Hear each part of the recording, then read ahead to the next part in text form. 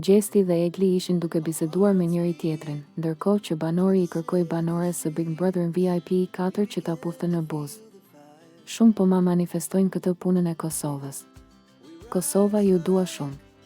Faleminderit që më keni kuptuar, më keni dashur. Ky kosovari juaj do rritet një ditë dhe do thot mos, tha Egli me idenë që Gjesti do të bëhet pishman.